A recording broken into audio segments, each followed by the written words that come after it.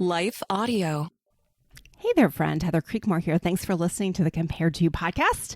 Today, I have the stories of three real women. And I know how much you love hearing stories of women who have been maybe on the same or similar journey to you. These are three women who've struggled with body image and food issues in a variety of ways. They're different ages from different parts of the country, and I think you're really going to get something out of hearing about their journeys. So I'm glad you're here today. Hey, if you want to start a journey of your own, our 40-day journey begins January 20th. And that's strategic because some of you are going to try something new starting January 1st, and that's fine. We've all been there. We've all done it. But by the 20th, you might be wondering whether or not it's really working.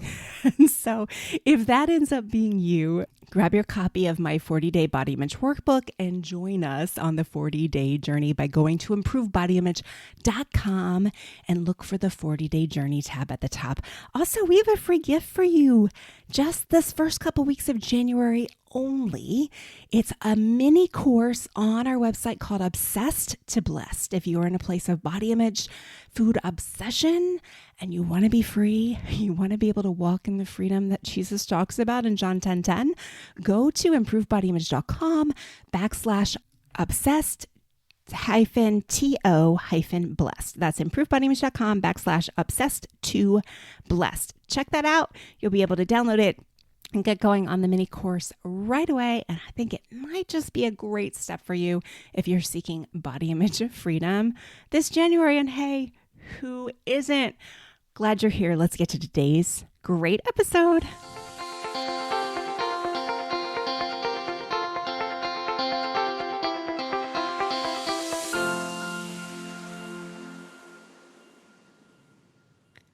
Okay, this is one of the most fun types of episodes that I get to do. And we'll see if I can make it through without crying. Man, I'm going to start crying now. What is my problem? It is amazing to be able to walk with women who are on a journey to body image freedom. And that's what we have here today. We have three women, Jess, Diane, and Patricia, who have all started their body image journey. Well, I don't know, maybe started might be an overstatement, but they've all been on a body image journey. And we here at Compared to You had an opportunity to be part of that journey. And they're here to share their story with you today. And I'm so honored to have them. So here's how I'd like to start this, ladies, because they'll only know you by your voice. I would love for us to go around and say something simple, like your name and maybe your age range. You don't have to give us your age, but your age range, maybe where you live, and maybe just a little bit about yourself and your journey. Patricia, would you be willing to start? Sure. So my name's Patricia, and I'm 45. I don't mind saying my name's or my age still. I have 4 kids, and I live in California. And I started, you say body image journey. It's been a journey, but ever since I found you, it's been a journey to freedom instead of body image bondage, really. So that really heavily started when I was 22. And I had body image issues my whole life. But I found what I thought was the solution at 22 and really stayed in that bondage for 19 years until I realized it wasn't what the Lord wanted for me, even though I thought I was being obedient to him. And I think I found Compared to Who through the Bible app, actually, a devotion. And then at the end of it, of course, it says, if you want more information. And then that's when I found the podcast. And that's where the freedom journey began. Oh, I love hearing that. And I'm sure everyone listening will be excited to hear the rest of the journey, what those 19 years were like, especially. Diane, would you go next for us? Sure. My name is Diane, I live in New York. I also don't mind saying my age. I'm 71. Um, I don't know, Heather, you'll probably have to tell me if I could get a medal for being the person with the longest. I mean, I started this journey probably when I was in third or fourth grade, and I'm 71 years old now. So that's like 60 years. I, That's so common, Diane. So yeah, common. Go ahead. I'm married now 49 years. I have a very good marriage. I'm the mother of four adult sons, grandma to five grandchildren. Mm. I'm a retired nurse. And like I said, my body image and food disorder started in third or fourth grade. And looking back, I really, really see that during different seasons of my life, again, I'm going back 60 years now, it really flared up a lot. I never, ever, in this whole time, ever saw a doctor, ever saw a therapist. I never had counseling. In fact, I never, ever talked to anybody, not even my husband. And we have a very good marriage about my issues. I kind of just believe that this is the way it was. Like, not that everybody thought this way, but this was just who I was. It was such a part of my identity. The more I did these courses and learn more, I recognize that I'm sure that I must have had some kind of an anorexia at some point. Mm. Um, I was always been a restrictor, always counting calories, uh, depending on the diet I was on, counting carbs, counting sugar, counting fat grams, whatever plan I was on. Probably for 50 of those 60 years, and I'm not exaggerating, probably for about 50 years, I weighed myself almost every day. Um, not for 50 years, but probably 40 years, I exercised every day. I was like the mailman through rain, slush, snow, ice. I got out there and either ran, walked, rode my bike. And I felt guilty if I didn't do it. So, but through this all I kept saying was I was a health nut Mm. and I was doing it because I wanted to stay healthy. And I think most of my family thought that I was just very disciplined and I had a very sensitive stomach Mm. with my food Mm. quirks. So, Yeah. Yeah. Thanks for sharing all that, Diane. I know that's not uncommon. I know that's not uncommon. And I love what you said about identity. I hope we can revisit that as we go forward. Jess, tell us a little bit about you. So I'm Jess. I live in Georgia. I am a mom to four and plus four bonus. My husband and I have been married for just over 10 years and have eight kids between the two of us. And then we have eight grandkids. So very busy in my household. I would say that I didn't realize I had body image issues until I found you.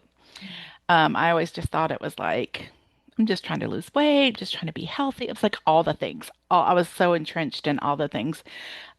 But I didn't really ever have a weight problem until I had four kids in 7 years. And then it was all downhill after that. But yeah, definitely once I found you, read some of your books, listened to your podcast, went through the programs, and just definitely have a new level of freedom now. So I looking love forward to sharing that. I love that. And it's very funny that all four of us have four kids. I don't think I knew that coming in. So that's pretty funny. We all have that in common. So, okay, ladies, like when we're in diet culture, right? Like we're promised these before and afters, right? And it's always a picture, right? It's always an image. It's always a like I'm skinny before and or excuse me, I'm a certain size before and then I'm skinny after is what we're looking for, right? Um or maybe I was a certain degree of unhealth before and healthy after, right? There's all these before and afters that we get promised. And in a lot of ways, our body image stories are before and after stories too. So, Patricia, I want to start with you. Like, what's your before? Like, who were you before you started this journey? Like, what did life look like? What did you obsess about? What did you do practically? Like, I'm guessing for all of us, like Diane, I think you mentioned this, but I'm guessing it's true for you, Jess, and you, Patricia, too. Like, this isn't something people know, right? I mean, just chime in there. Did everyone know that you were struggling? Oh, no, not at No, all. no. Diane, you said no. Patricia, did No, everyone know this was no? nope, nobody, not even my husband. Nobody. Yeah. Patricia, did people know? Well, no, because I looked like I had it all together for those 19 years. I looked like I was full There of you go. self-control, and yeah. Yeah. The picture of self control, right? So it's a lot of secret stuff going on in our heads and in our hearts. Patricia, what did that look like for you before? And then what has changed? What is your after? So, oh gosh. Well, my before finding you was only maybe 3 years, maybe 2 years. So it was this 2 years where I had been, um, I think what I was in was controlled anorexia. I've kind of come to term it that now, but I was in a very strict food program.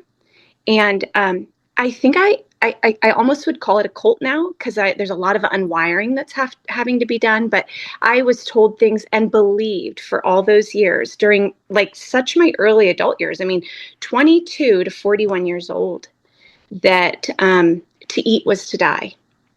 And so you stick to this food and you weigh and measure it and you eat it these times, and you don't go out of that. And so much of my value was being able to stick to that. And so I was very thin. My obsession went from I want to eat more, I want to eat more, I want to eat more, which was how I was before I found that program, to I want to get skinnier, I want to get skinnier, I want to get skinnier. I never felt like I was thin enough, and I was extremely underweight. I did not look like I had had 4 kids at all. So when I left that program, it was a lot of years of me just feeling like, I don't think this is what God wants. I feel like I'm in bondage. And I would use that word, even though what I was being told is this is freedom, this is freedom, this is freedom. But inside I was like, and this is a secular program. So here I am, a believer. And inside I just knew like, this isn't right. So anyway, I had these 2 years. And of course I was terrified, because I felt like they can't be right. They can't be right that if I leave here, I'm going to get big as a house and lose my life, and I'm powerless over food, all that stuff. So my before coming here or finding this was still believing that my worth was in my weight, that I wasn't lovable unless I looked like every woman wanted to look. I was terrified that my husband was going to be disgusted with me because I had been so thin all those years. I was terrified that if I ate those foods, I was going to be out of control again. And there were foods that were bad, foods that were good. Don't get fat, because if you do, you're like worth less. And so I've been kind of on this journey for a few years, or a couple years, I don't know now, maybe 2. And it's not totally easy. I mean, my weight just kind of keeps going up and up, I think.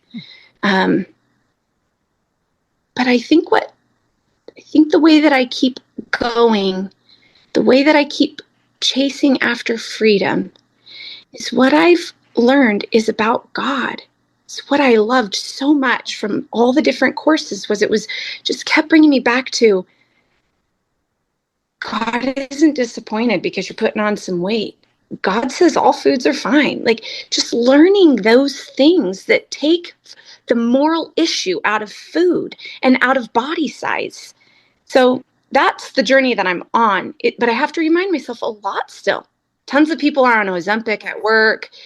Oh, it's tempting. It's so tempting, because I do love the way it feels to be thin. But because I'm learning more about God, I'm like, Lord, I just want to be more faithful to you than anything else. I used to hear that stupid saying, nothing tastes as good as being thin feels. And I'm like, nothing looks as good as knowing my heart is following after God. So I might just keep getting bigger, but as long as God is pleased because I love him so much, then just help me keep pursuing you, God. So even though it's uncomfortable. Yeah. Yeah. Oh, I love that. I love your honesty, Patricia, because it's a hard journey. But it's so funny, right? Like I did that episode and I can't remember what it was called, but I basically was using like I call BS because I think so many of us in that season, like for you, that anorexic season, likely, right? In that season, it's like, oh, that was so amazing. I felt so great with that body. And then it's like, yeah, but like it was never enough. Like, no, it's not really true. Like, I mean, it wasn't. It's like we just romanticize what it was, but it wasn't. But oh goodness, it's hard. It's hard to wrestle with that. Diane, what you shared some of kind of what your journey looked like before, a lot of counting and tracking and exercising. What was going on the inside? Those are the behaviors people saw. What were your thoughts inside? I think I really was very insecure. I don't really, I don't know really where I got the connection to put it to food, but all I wanted to do was to be accepted and loved. I'm a very, very non-confrontational type of person. Any kind of conflict, disagreement really frightens me. I avoid it at all costs. And that's why I had mentioned different seasons of my life. I think my eating disorder got worse. And two specific times that I thought of was when my husband and I were dating for many years before we got married. And from the moment I started dating my husband, my parents did not approve of him. And that was something that was very, very, very difficult for me because I think we all, no matter how old we are, would love to have our parents' approval. But I was an adult. Unfortunately, I didn't have the strength to stand up and say, this was my decision. And so I know there were many, many years, and it lasted. Eventually, they grew to love him, but it took a long time. So that really threw me into a lot of anxiety and insecurity. Again, it made my eating. And then the second period of my life that I remember I was really obsessed more about eating was when I started a new job, extremely stressful. The people that I were working with who were training me were, in today's day and age, they would definitely be classified as bullies. And I, again, didn't stand up to them. I wanted to be accepted. The other big, what it looked like for me was that there was a lot of good and bad. I was a good person if I stuck to my diet. Mm. And if I was always a restrictor. And like Patricia said, I was always underweight. Didn't think that I was underweight, but I was always underweight because I was a restrictor. So then if I ate a lot, I felt that I was a bad person. It was all like a lot of black and white thinking. I was either a good person or a bad person. And what I ate kind of was my identity. So it was just very, very sad when I think back about it. I remember going to a family gathering at my sister's home. I have celiac, so I cannot eat gluten. So aside from all these issues of dieting. So anyway, at my sister's gathering, she was so kind and she made a gluten-free dessert just for me. Just for me. I mean, she had enough on her plate. A lot of people that she was entertaining. And in my restricting days, I wouldn't eat at the gathering. I wouldn't eat the dessert she made for me, even to try it. And thinking back now, I said that was so like hurtful of me. Like she was so kind and gracious. Like I carried it that far. Like I wouldn't even just taste it as if it was poison, because it was something sweet. That was the other thing that I totally like. I had such a fear of carbs, fear of sugar, fear of sugar was unbelievable. If I had any bit of sugar, like I thought if I had a piece of cake, let's say, that I would gain 5 pounds, which is ridiculous thinking back now. So I was just very obsessed, always counting calories, always counting calories. Yeah. Kind of goes hand in hand with weighing myself every day. I felt good if I stayed at my weight, and if I gained a pound, who notices a pound?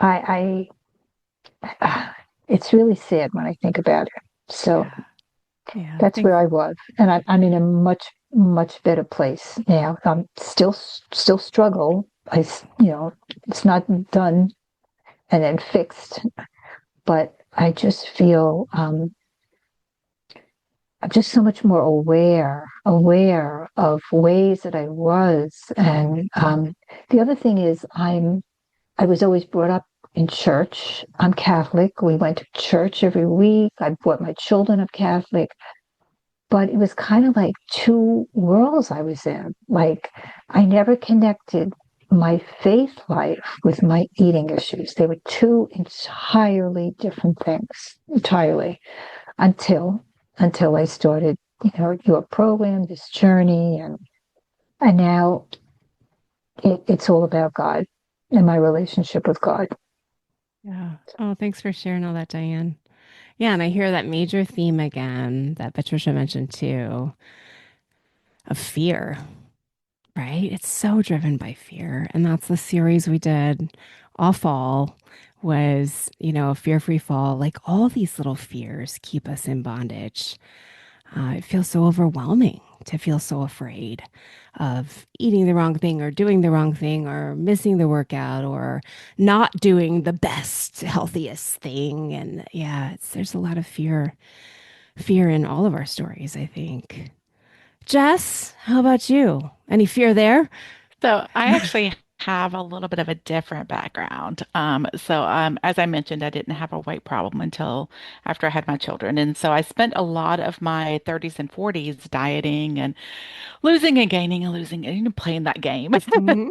And then I just finally, like, I just stopped because I was like, this is ridiculous. Like, I'm not getting anywhere. And so there was a lot of shame. I had a lot of shame around my situation and a lot of like worth, like I felt like I was unworthy. Like I got to a point where I was like, somebody just tell me what to eat, when to eat it, how to eat it, just put it all together for me and I can do this.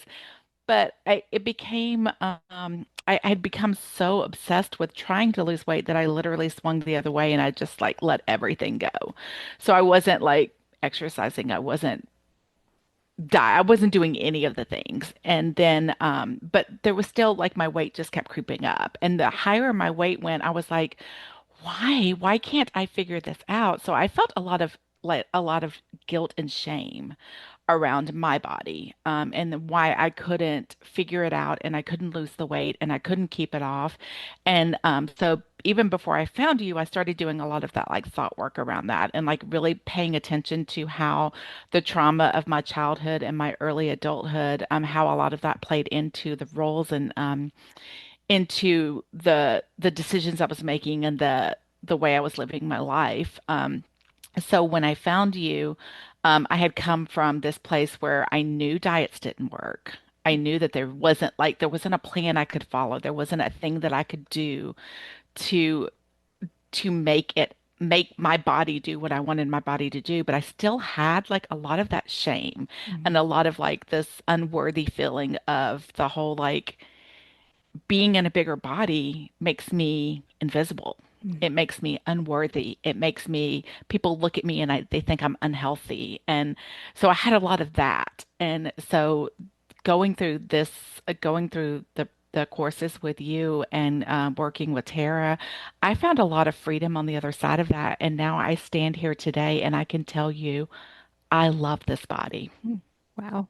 This is the body that God gave me, and it has done amazing things for me, and it has carried me through amazing things. And if I never lost another pound, I have this amazing body that God gave me and this amazing life that He has given me to live. And I want to do whatever He wants me to do.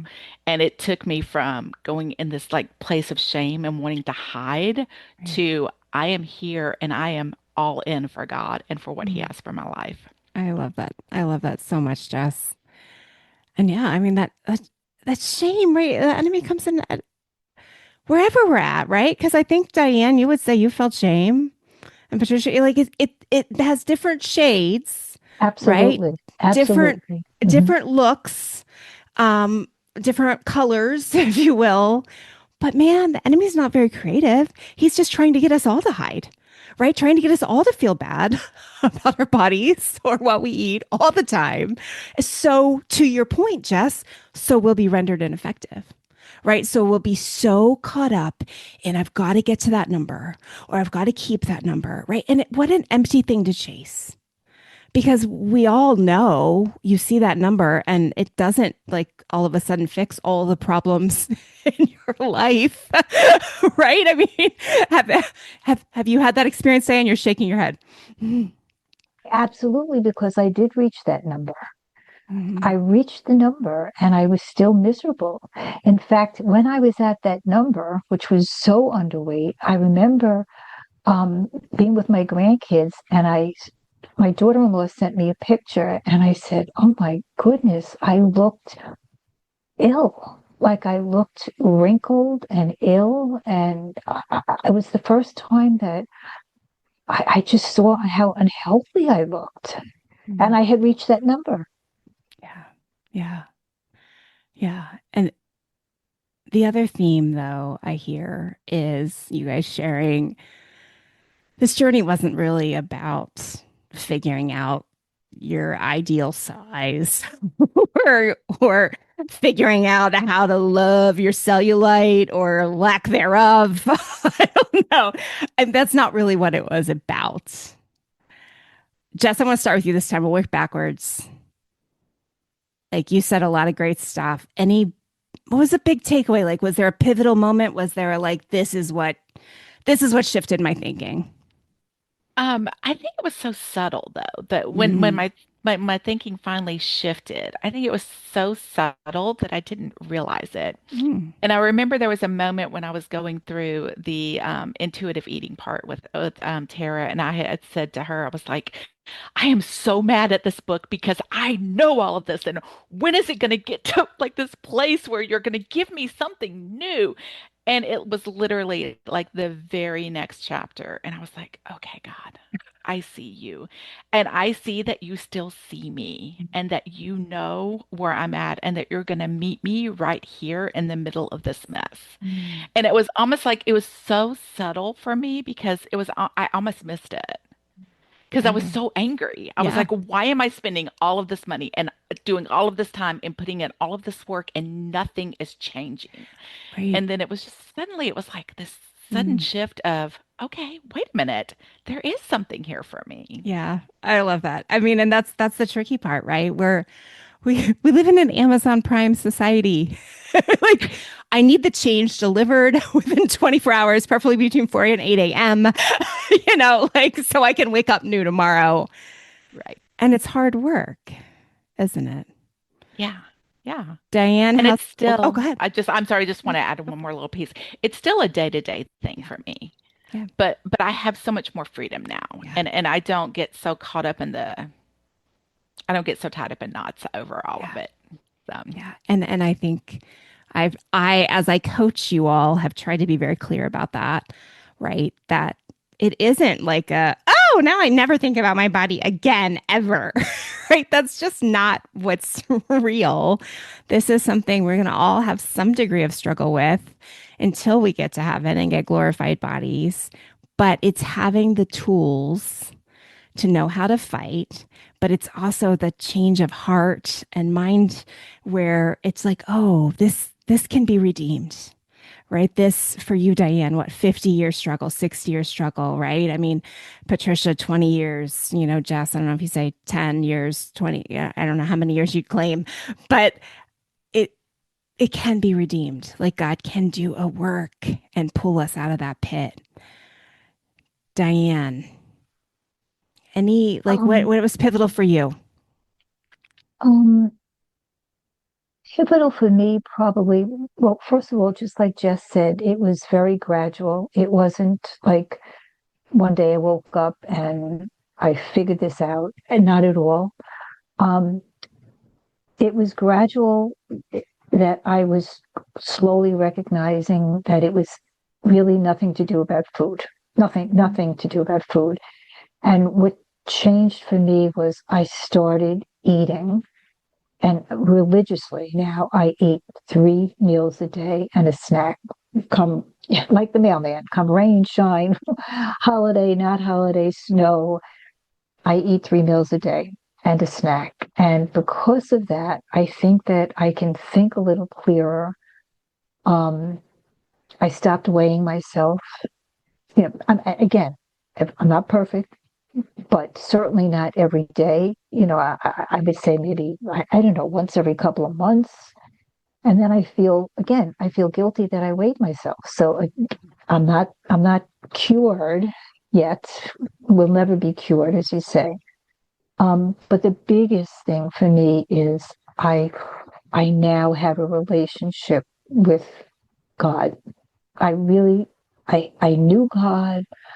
I prayed to God, but I don't think I really ever had a relationship with him. I had really hard time, and that I had to do a lot of soul searching and digging about this. Oh, why? How could God love somebody like me who wasted so many years, and I knew he died on the cross to save me. How could I have not just fallen on my knees and thanked him instead of being so distracted and self-absorbed? I was very, very ashamed of that, very, very guilty of that. So it took a lot of work for me to not think of myself as unworthy in his eyes. And I'm still working on that, but that's been a big shift in my mindset, that God loves me no matter what. Forget the food, but the God of the universe loves me, and he could care less what I look like. And that's been hard for me, but that has really, I can feel the shift. I can feel the shift in my head, in the way I'm acting in many situations.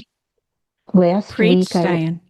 I just wanted to say one more thing. Last week, I went out to lunch with 3 old friends, and we went to a Greek restaurant. Haven't seen them in a long time, and we all ordered different meals, but we commented when we got our meals that they were big, big portions.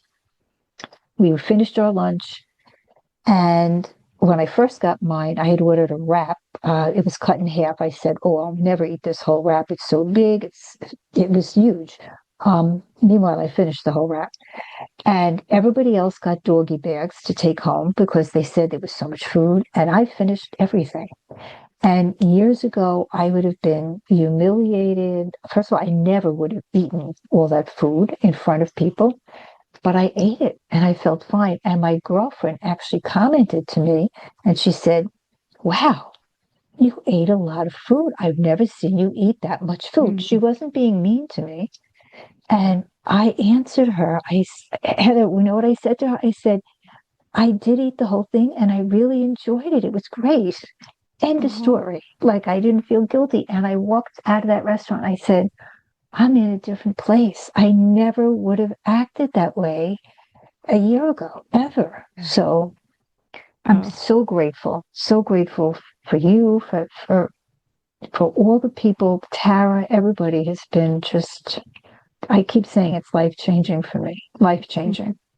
Oh, I love that, Diane. Thank you for sharing all that. Patricia, how about you? What's been the most important parts of this journey for you? I remember when I found the podcast, I think I must have started at the beginning, went to oldest. And I remember when I was on a walk, I would just go on walks and just listen to the podcast. And when I heard it described as idolatry, it was like the emoji that with the whole brain just explodes. I mean, it was just like the most intriguing thing I had ever heard. And it just kind of blew the cover. It kind of blew open the lie. Let's call it for what it is. This isn't me trying to be healthy. This isn't me. I just unearthed so much just from realizing it was an idolatry. And what was I idolizing? I was actually idolizing people idolizing me.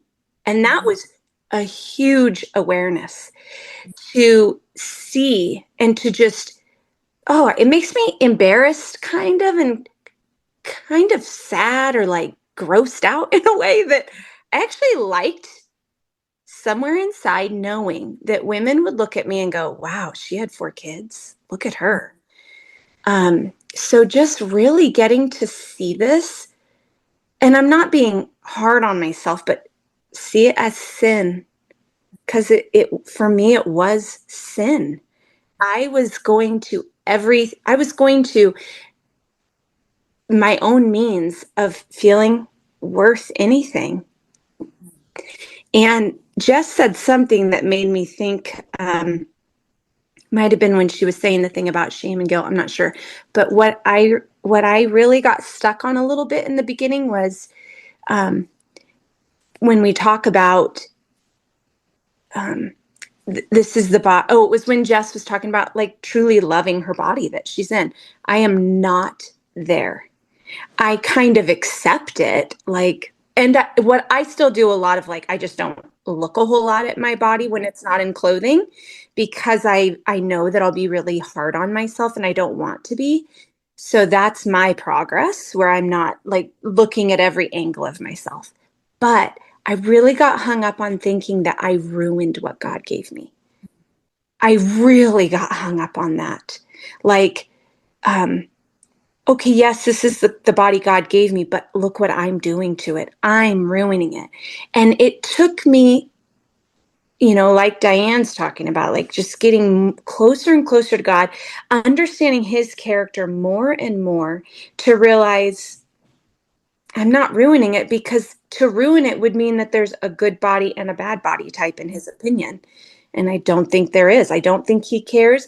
I love when somebody said, like, I think it was probably on a podcast, we're not going to get to heaven and he's going to have the scale out. Like, step on, let's see how you did that whole journey that you had down there. Did you focus enough on your weight? It doesn't look like you did on the scale, So it's been such a perspective shift. Like, what's this life really all about? It's really not about me. And it's really not about how I'm looking to other people. It's not about their opinions. The only opinion that matters is God's. And again, I'm not saying like I'm all, oh, I totally get this. And it's not peaceful in my head all the time, but the truth is in there now. I can like fight the lies with that truth most days. So Oh, I love that, Patricia. You guys are all preaching so good. My goodness. Did Tara give you talking points or something? Like, this is amazing. So just like brass tacks as we kind of close today. Okay, I think it's true you all started with the 40-day journey. Is that right? Everyone started the 40-day journey. Okay, so we're gonna just kind of like poke through here. So, Patricia, what was your path? You started the 40-day journey. Well, actually, you started listening to the podcast and started the 40-day journey. And then you went on to no, I work with did Tara. Is that Freedom Body Framework, I think, is what it's called, the framework. okay? That's Yep. my favorite one. Yep. By the way. The Body Image Freedom That's Framework. my favorite because of all the Tim Keller sermons. Okay. I just loved how biblically Yes. based that one was. It really helped me. And then I did the intuitive eating, I believe. I don't remember what it's called, but I did that one. And Yeah. yeah. Okay. Yeah. Oh, and then after that one, I did do small group sessions with Tara and 4 other women from my intuitive eating group. Awesome. And Diane, I know you weren't even in there that long ago. You were in the 40-day journey. No, no, not at all. I listened my journey started probably about 3 years ago when I just was listening to I loved podcasts, always listened to them as I walked, and I was listening to a podcast, Intuitive Eating for Christian Women, and you were a guest, Heather, on the podcast, and that in turn led me to listen to your Compared to Who podcast, and it was mind blowing to me because I'm like, oh my God, you're talking to me. And again, remember, I had never, ever opened up with anybody.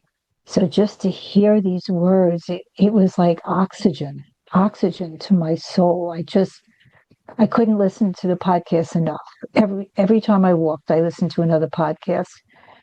And I really hesitated to take the 40-day journey course. It probably took me about 9 months to get the courage to sign up because I was afraid. I was really afraid that I was going to look different. And I just wasn't ready for that. But I knew when I took that course that, oh, I needed more. Like, again, it was just, I needed more oxygen. So currently I'm just finishing up the 12-week course, the Body Image Freedom Framework course, and the coaching with Tara, which the coaching has been unbelievable, truly supportive. I can't imagine doing the course without the coaching. It's just fantastic. And that's where I'm at now. And I think I know I need more, because I'm not there yet, but I can so relate to Patricia, what you said about the idolatry piece, because that was also mind. I again also know that I practice idolatry for all those years. Thanks for sharing all that, So, Diane. Okay, Jess, your path started with 40 Journey, and then we worked together. So, and then tell me where you went from there. Yes. I'm getting fuzzy. Okay, and then I went back to the 40-day journey because I've been in the 40-day journey a few times now, and I've really enjoyed. Every time I come back, I get something new out of it. So after we worked together and I came back into the 40-day journey, then I went in and I worked the Freedom Framework with Tara, and then I went into the intuitive eating part with Tara. So I've been through all of it. But I've been with you almost since the beginning of Yeah. all of the 40-day. So, but I also wanted to throw out one other thing. And the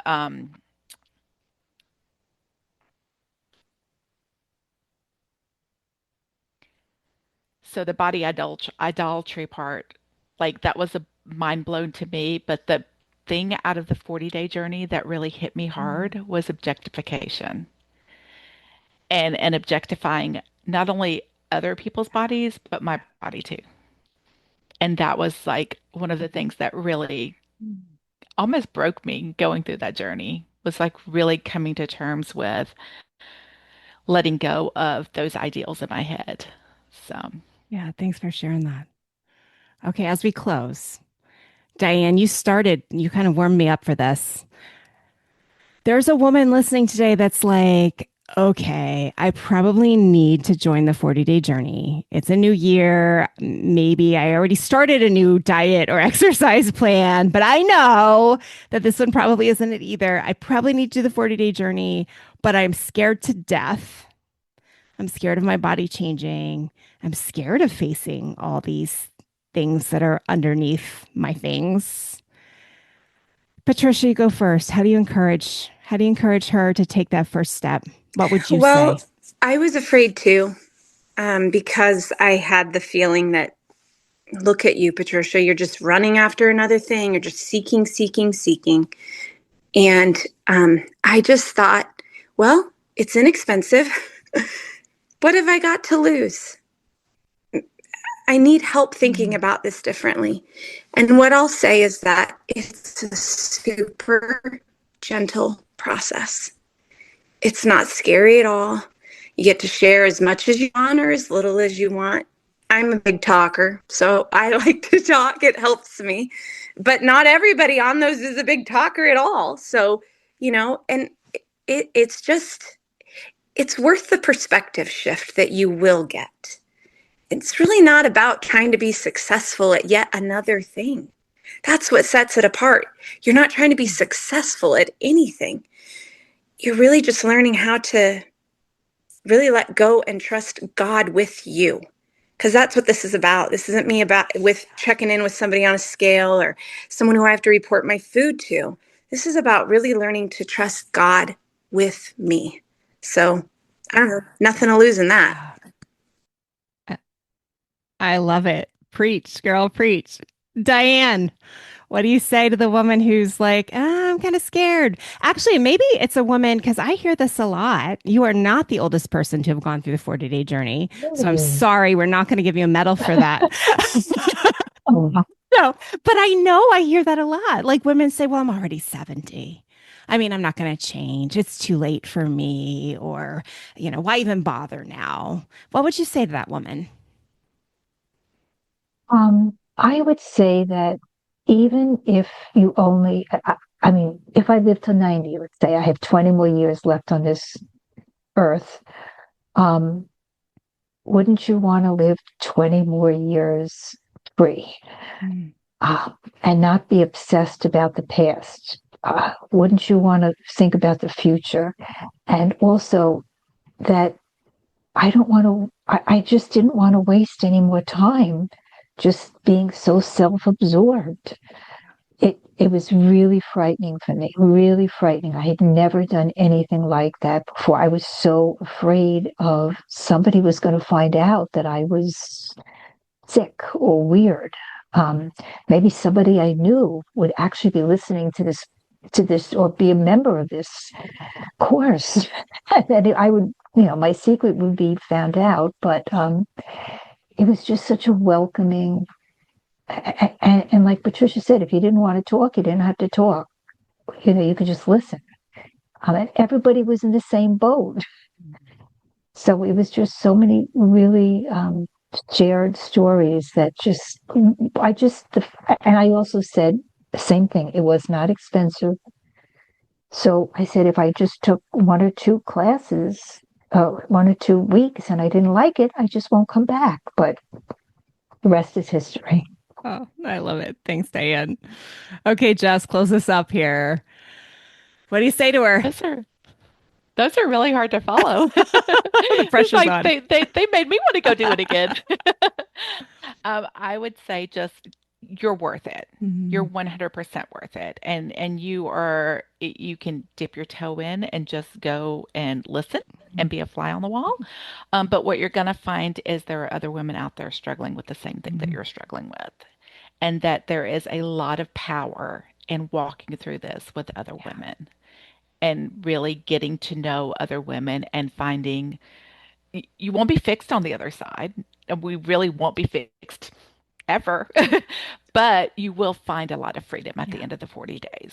I love that. And let me just kind of glom on to what you said. Thank you for the commercial. Like you can go buy my book. You can go buy the 40-day body image workbook. And I think you'll get something out of it just reading it.